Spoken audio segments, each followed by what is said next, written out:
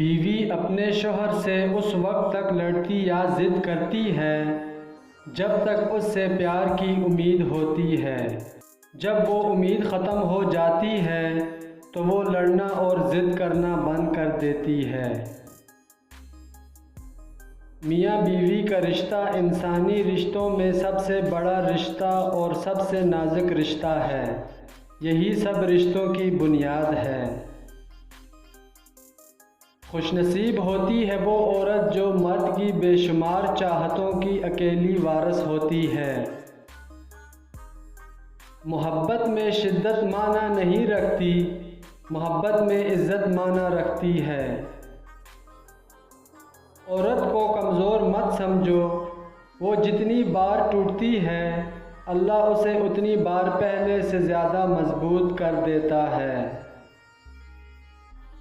कमज़ोर से कमज़ोर औरत भी उस वक्त दुनिया की मजबूत और ताकतवर औरत बन जाती है जब उसे एक इज़्ज़तदार मर्द का साथ नसीब हो जाए, क्योंकि औरत को ताकतवर नहीं बल्कि इज़्ज़तदार मर्द की ज़रूरत होती है।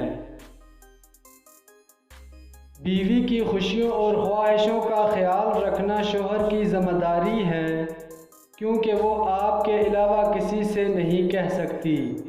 शौहर का प्यार, वक्त, तवज्जो ही बीवी के लिए सबसे बेहतरीन तोहफ़ा है। बीवी की आंख में कभी आंसू ना आने दें, क्योंकि बीवी रोती है तो शौहर की जेब से बरकत उड़ जाती है। एक एक आंसू महंगा पड़ता है और फिर शौहर भी रोने वाला हो जाता है। शौहर का थोड़ा एहसास करना बीवी के सारे गम हल्के कर देता है।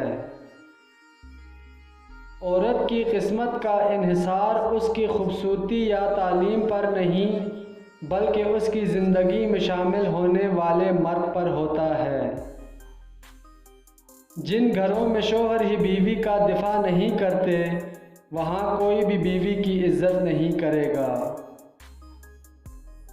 मियाँ बीवी गाड़ी के दो पहिए हैं, शौहर के पहिए का नाम प्यार और बीवी की इताअत। शौहर प्यार ना करे या बीवी इताअत ना करे, दोनों सूरतों में गाड़ी रुक जाती है।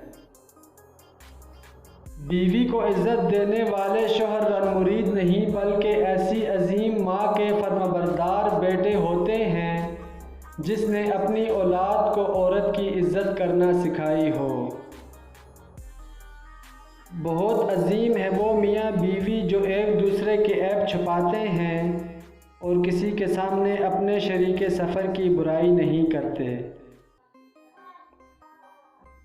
एक बावकार शौहर अपनी बीवी को अपनी इज़्ज़त समझता है और कभी उसका वक़ार और इज़्ज़त नफ्स को ना खुद मजरूह करता है और ना किसी को ऐसा करने देता है।